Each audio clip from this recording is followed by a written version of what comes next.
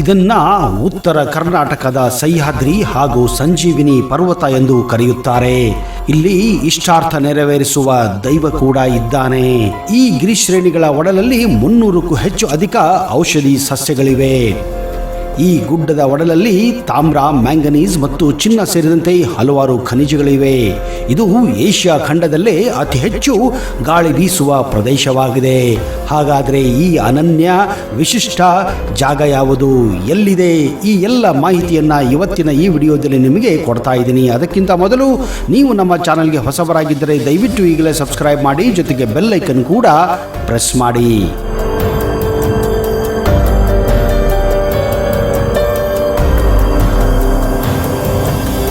ನಮಸ್ಕಾರ ಸ್ನೇಹಿತರೆ, ನಿಮಗೆಲ್ಲ ಆತ್ಮೀಯ ಹಾಗೂ ಅದ್ದೂರಿ ಸ್ವಾಗತ.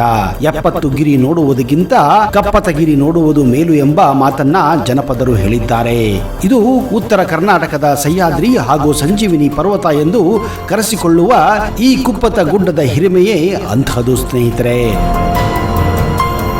ಮಳೆಗಾಲದಲ್ಲಿ ಮಧುವಣಗಿತ್ತಿಯಂತೆ ಸಿಂಗಾರ ಮಾಡಿಕೊಂಡು ಪರಿಸರ ಪ್ರೇಮಿಗಳನ್ನು ಮತ್ತು ಯಾತ್ರಾರ್ಥಿಗಳನ್ನು ಇದು ಕೈಬೀಸಿ ಕರೆಯುತ್ತದೆ. ಔಷಧ ಸಸ್ಯಗಳ ಕಾಶಿ, ಜೀವ ವೈವಿಧ್ಯತೆಮಯ ತಾಣ, ಪರಿಸರ ಅಧ್ಯಯನದ ಪ್ರಯೋಗಾಲಯ, ಜನಪದ ಕಥೆಗಳ ತೊಟ್ಟಿಲು, ಏಷ್ಯಾ ಖಂಡದಲ್ಲೇ ಅತಿ ಹೆಚ್ಚು ಗಾಳಿ ಬೀಸುವ ಪ್ರದೇಶ, ಹೀಗೆ ಹಲವು ಹಿರಿಮೆಗಳಿಗೆ ಪಾತ್ರವಾಗಿರುವ ಗಿರಿಯೇ ಕಪ್ಪತಗುಡ್ಡ. ಬೇಸಿಗೆಯಲ್ಲಿ ಬೋಳುಗುಡ್ಡದಂತೆ ಕಾಣುವ ಈ ಗಿರಿ ಮುಂಗಾರು ಮಳೆಯ ವರ್ಷಧಾರೆಯ ಸ್ಪರ್ಶದಿಂದ ಪುಳುಕಗೊಂಡು ಹಸಿರ ಉಡುಗೆಯುಟ್ಟು ತನ್ನ ರೂಪ ಲಾವಣದಿಂದ ಪ್ರವಾಸಿಗರನ್ನ ಇದು ಆಕರ್ಷಿಸುತ್ತದೆ. ಕಪ್ಪತಗುಡ್ಡವು ಗದಗ ಜಿಲ್ಲೆಯ ಶಿರಹಟ್ಟಿ, ಮುಂಡರಗಿ ಮತ್ತು ಗದಗ ತಾಲೂಕುಗಳಲ್ಲಿ ಒಟ್ಟು 33,000 ಹೆಕ್ಟೇರ್ ಪ್ರದೇಶಗಳಲ್ಲಿ ಹಬ್ಬಿಕೊಂಡಿರುವಂತಹ ಅದ್ಭುತ ಗಿರಿಶ್ರೇಣಿಯಾಗಿದೆ. ಗದಗಿನ ಬಿಂಕದಕಟ್ಟೆ ಗ್ರಾಮದಂಚಿನ ಆರಂಭವಾಗಿ ಮುಂಡರಗಿ ತಾಲೂಕಿನ ಸಿಂಗಟಾಲೂರಿನವರೆಗೂ ಚಾಚಿಕೊಂಡಿದೆ. ಈ ಗಿರಿಶ್ರೇಣಿಯು ಒಟ್ಟು 64 ಕಿಲೋಮೀಟರ್ಗಳಷ್ಟು ಉದ್ದವಿದೆ.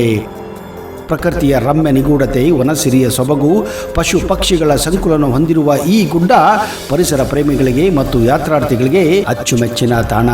ಈ ಗುಡ್ಡದ ಒಡಲಲ್ಲಿ ಲಿಮೋನೈಟ್, ತಾಮ್ರ, ಮ್ಯಾಂಗನೀಸ್ ಮತ್ತು ಚಿನ್ನ ಸೇರಿದಂತೆ ಹಲವಾರು ಖನಿಜಗಳ ಸಂಪತ್ತಿದೆ. ಈ ಸಂಪತ್ತಿನ ಮೇಲೆ ಹಿಂದಿನಿಂದಲೂ ಗಣಿಧಣಿಗಳ ಕಣ್ಣು ಬಿದ್ದಿತ್ತು.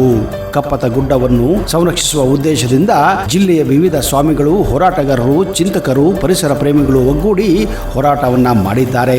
ಇದರ ಫಲವಾಗಿ ಈಗಿನ ಸರ್ಕಾರ ಒಟ್ಟು 24,000 ಹೆಕ್ಟೇರ್ ಪ್ರದೇಶವನ್ನ ಕಪ್ಪತಗುಡ್ಡ ವನ್ಯಜೀವಿ ಧಾಮ ಎಂದು ಘೋಷಣೆ ಮಾಡುವ ಮೂಲಕ ಎಲ್ಲ ಅಕ್ರಮ ಚಟುವಟಿಕೆಗಳಿಗೆ ಬ್ರೇಕ್ ಹಾಕಿದೆ. ಕಪ್ಪತಗುಡ್ಡವನ್ನ ಉತ್ತರ ಕರ್ನಾಟಕದ ಸಹ್ಯಾದ್ರಿ ಹಾಗೂ ಸಂಜೀವಿನಿ ಪರ್ವತ ಎಂದೇ ಕರೆಯುತ್ತಾರೆ. ಕಾರಣ ಬಯಲು ಪ್ರದೇಶದ ಜನರಿಗೆ ಇಲ್ಲಿನ ನಿಸರ್ಗ ಸೌಂದರ್ಯ ಕಣ್ಣಿಗೆ ಹಬ್ಬವನ್ನು ಉಂಟು ಮಾಡುತ್ತದೆ. ಕಪ್ಪತ ಮಲ್ಲಯ್ಯ ಮತ್ತು ನಂದಿವೇರಿ ಬಸವಣ್ಣ ಇಲ್ಲಿನ ಅಧಿದೇವತೆಗಳು. ಕಪ್ಪತಗುಡ್ಡದ ತಪ್ಪಲಿನವರಿಗೆ ಮಾತ್ರ ವಾಹನಗಳು ಹೋಗುತ್ತವೆ. ಅಲ್ಲಿಂದ 1 ಕಿಲೋಮೀಟರ್ನಷ್ಟು ಕಾಲ್ನಡಿಗೆಯಲ್ಲಿ ಕಪ್ಪತ ಮಲ್ಲಯ್ಯನ ದೇವಸ್ಥಾನಕ್ಕೆ ತೆರಳಬೇಕು.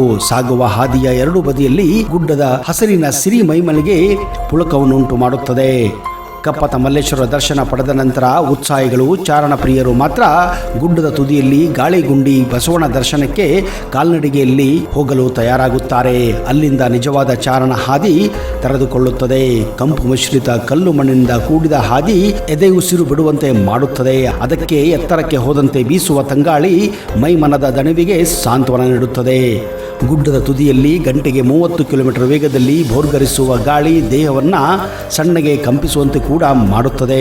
ಇದು ಏಷ್ಯಾದಲ್ಲೇ ಅತಿ ಹೆಚ್ಚು ಗಾಳಿ ಬೀಸುವ ಪ್ರದೇಶವಾಗಿದ್ದರಿಂದ ಇಲ್ಲಿ ವಿದ್ಯುತ್ ತಯಾರಿಕೆಗೆ ಅಳವಡಿಸಿರುವ ಗಾಳಿ ಯಂತ್ರಗಳನ್ನು, ಪ್ರವಾಸಿಗರನ್ನು ಕೂಡ ಇದು ಆಕರ್ಷಿಸುತ್ತದೆ. ಗುಡ್ಡದ ತುತ್ತುದಿಯಲ್ಲಿ ಗಾಳಿಗುಂಡಿ ಬಸವಣ್ಣನ ಗುಡಿ ಇದೆ. ಭಕ್ತರು ಬಸವಣ್ಣನಿಗೆ ಪೂಜೆ ಸಲ್ಲಿಸಿ ಇಷ್ಟಾರ್ಥ ನೆರವೇರಿಸುವಂತೆ ಪ್ರಾರ್ಥಿಸುತ್ತಾರೆ. ಸಂತಾನ ಭಾಗ್ಯಕ್ಕಾಗಿ ಹರಕೆ ಹೊತ್ತವರು ಕಪ್ಪತಗಿರಿಯ ನೆತ್ತಿಗೇರಿ ಗಾಳಿಗುಂಡಿ ಬಸವೇಶ್ವರನ ಮುಂದಿರುವ ಅರಳಿ ಮರಕ್ಕೆ ಬಟ್ಟೆಯಿಂದ ತೊಟ್ಟಿಲು ಕಟ್ಟಿ ಅದರಲ್ಲಿ ಹಣ್ಣು ಕಾಯಿ ಹಾಕಿ ಆ ತೊಟ್ಟಿಲುಗಳನ್ನು 5 ಬಾರಿ ತೂಗಿದರೆ ಇಷ್ಟಾರ್ಥ ನೆರವೇರುತ್ತದೆ ಎಂದು ಭಕ್ತರು ನಂಬಿದ್ದಾರೆ. ಶ್ರಾವಣ ಮಾಸದಲ್ಲಿ ಕಪ್ಪತ ಮಲ್ಲೇಶ್ವರ ಹಾಗೂ ಬ್ರಹ್ಮರಾಂಬಿಕಾ ದೇವಿಯರ ಜಾತ್ರಾ ಮಹೋತ್ಸವವು ಇಲ್ಲಿ ವಿಜೃಂಭಣೆಯಿಂದ ನಡೆಯುತ್ತದೆ.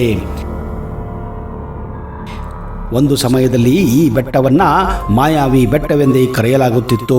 ಕಾರಣ ಈ ಗುಡ್ಡಗಳು ಗಾಳಿಯಲ್ಲಿ ತೇಲುತ್ತಿದ್ದವು ಎನ್ನಲಾಗಿದೆ. ಹಾಗೆಯೇ ಇಲ್ಲಿನ ಕಲ್ಲು ಬಂಡೆಗಳು ಕೂಡ ಗಾಳಿಯಲ್ಲಿ ತೇಲುತ್ತಿದ್ದವು ಎನ್ನುವ ಮಾತು ಪುರಾಣಗಳಲ್ಲೂ ಕೂಡ ಕೇಳಿಬರುತ್ತದೆ. ಇದು ಶಿವನ ಆವಾಸ್ಥಾನವಾಗಿದ್ದರಿಂದ ಇಲ್ಲಿ ಹಿಂದೆ ಭಯಾನಕ ದೊಡ್ಡ ದೊಡ್ಡ ಹಾವುಗಳು ವಾಸವಾಗಿದ್ದವು ಎಂದು ನಂಬಲಾಗಿದೆ. ಆದರೆ ಕಾಲಕ್ರಮೇಣ ಇವು ಈಗ ನಶಿಸಿ ಹೋಗಿವೆ. ತ್ರೇತಾಯುಗದಲ್ಲಿ ರಾಮ ರಾವಣನ ಯುದ್ಧದಲ್ಲಿ ಮೂರ್ಛೆ ತಪ್ಪಿದ್ದ ಲಕ್ಷ್ಮಣನನ್ನು ಎಚ್ಚರಗೊಳಿಸಲು ಹನುಮಂತ ಹಿಮಾಲಯದಿಂದ ಎತ್ತಿದ್ದ ಸಂಜೀವಿನಿ ಪರ್ವತದ ಒಂದು ಅಂಶ ಇಲ್ಲಿ ಬಿದ್ದಿದೆ. ಇದೇ ಕಾರಣದಿಂದ ಕಲಿಯುಗದಲ್ಲಿ ಪ್ರಸ್ತುತ ಜಿಲ್ಲೆಯಲ್ಲಿರುವ ಈ ಸಸ್ಯಕಾಶಿ ಕಪ್ಪತ್ತ ಗುಡ್ಡವನ್ನ ಸಂಜೀವಿನಿ ಪರ್ವತ ಎಂದೇ ಕರೆಯುತ್ತಾರೆ. ಇದೇ ಕಾರಣ ಈ ಗಿರಿಶ್ರೇಣಿಯ ಒಡಲು 300ಕ್ಕೂ ಹೆಚ್ಚು ಅಧಿಕ ಔಷಧಿಗಳ ಸಸ್ಯಗಳು ಮತ್ತು ಹಲವಾರು ವನ್ಯಜೀವಿಗಳಿಗೆ ನೆಲೆ ಕಲ್ಪಿಸಿದೆ. ಕಣಗಲ, ಬಸವನ ಪಾದ, ಅಮೃತಬಳ್ಳಿ, ಆಜವಾನ, ತೇಗ, ನೆಲ್ಲಿ ಮುಂತಾದ ಸಸ್ಯ ಸಂಪತ್ತು ಆಯುರ್ವೇದ ವಿಜ್ಞಾನದ ವಿದ್ಯಾರ್ಥಿಗಳು ಮತ್ತು ಪ್ರಾಧ್ಯಾಪಕರನ್ನು ಇದು ಸೆಳೆಯುತ್ತದೆ. ಜೊತೆಗೆ ಚಿರತೆ, ಕರಡಿ, ತೋಳ, ನರಿ, ಪುನುಗುಬೆಕ್ಕು, ಚುಕ್ಕೆ ಜಿಂಕೆ, ಸಾರಂಗ, ಮುಳ್ಳುಹಂದಿ, ನವಿಲು, ಮಿಂಚಳ್ಳಿ ಮುಂತಾದ ವೈವಿಧ್ಯಮಯ ಪ್ರಾಣಿ ಪಕ್ಷಿಗಳು ಪರಿಸರ ಪ್ರೇಮಿಗಳನ್ನ ಮತ್ತು ಛಾಯಾಗ್ರಾಹಕರನ್ನ ಇದು ಸೆಳೆಯುತ್ತದೆ. ಬೆಟ್ಟದ ತಪ್ಪಲಿರುವ ಅರಣ್ಯ ಇಲಾಖೆಯ ದೈವೀವನ ಹಲವಾರು ಔಷಧೀಯ ಸಂಸ್ಥೆಗಳನ್ನು ಬೆಳೆಸಿದ್ದು ಪ್ರತಿಯೊಂದು ಗಿಡಕ್ಕೆ ನಾಮಫಲಕ ಕೂಡ ಹಾಕಲಾಗಿದೆ. ಅಂದಹಾಗೆ ಈ ಸಂಜೀವಿನಿ ಪರ್ವತ ಉತ್ತರ ಕರ್ನಾಟಕದ ಅವಳಿ ನಗರಗಳಾದಂತಹ ಹುಬ್ಬಳ್ಳಿ ಧಾರವಾಡದಿಂದ ಸರಿಸುಮಾರು 70 ಕಿಲೋಮೀಟರ್ ದೂರದಲ್ಲಿದೆ. ಗದಗ ನಗರದ ರೈಲ್ವೆ ನಿಲ್ದಾಣ ಇದು ಹತ್ತಿರದ ರೈಲ್ವೆ ನಿಲ್ದಾಣವಾಗಿದೆ. ಗದಗ ನಗರದಿಂದ ಕಪ್ಪತ್ತಲಗುಡ್ಡಕ್ಕೆ ಕದಂಪುರ ಮಾರ್ಗವಾಗಿ 30 ಕಿಲೋಮೀಟರ್ ದೂರವಿದೆ. ಬೆಳಗ್ಗೆ 10:30 ಹಾಗೂ ಸಂಜೆ 5:30ಕ್ಕೆ 2 ಸಾರಿಗೆ ಬಸ್ಸುಗಳ ಸೌಕರ್ಯ ಗದಗ ಬಸ್ ನಿಲ್ದಾಣದಿಂದ ಇದೆ. ರಸ್ತೆ ಮಾರ್ಗ ಉತ್ತಮವಾಗಿದ್ದು ಖಾಸಗಿ ವಾಹನಗಳು ಇಲ್ಲಿ ಆರಾಮವಾಗಿ ತೆರಳಬಹುದು. ಕಡಕೋಳ ಸಮೀಪದ ಕಪ್ಪತ್ತಗುಡ್ಡಲ ತಪ್ಪಲಿನಲ್ಲಿ ಮಧ್ಯಾಹ್ನ ಉಚಿತ ದಾಸೋಹವಿದೆ. ಅಲ್ಲಿ ಅಂಗಡಿಗಳ ಸಾಲುಗಳು ಇದ್ದು ಪೂಜಾ ಸಾಮಗ್ರಿ ಮತ್ತು ತಿನಿಸುಗಳು ಕೂಡ ನಿಮಗೆ ದೊರೆಯುತ್ತದೆ.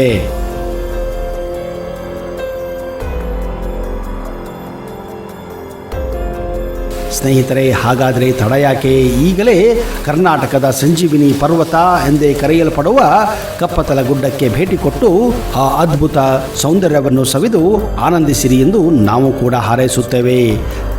ಇಂತಹದೇ ಅದ್ಭುತ ಹಾಗೂ ಅಚ್ಚರಿಯ ಮಾಹಿತಿಯೊಂದಿಗೆ ಮುಂದಿನ ಸಂಚಿಕೆಯಲ್ಲಿ ಮತ್ತೆ ಸಿಗುತ್ತೇನೆ. ಅಲ್ಲಿಯವರೆಗೆ ಜೈ ಹಿಂದ್, ಜೈ ಕರ್ನಾಟಕ. ನಿಮಗೆಲ್ಲ ಶುಭವಾಗಲಿ.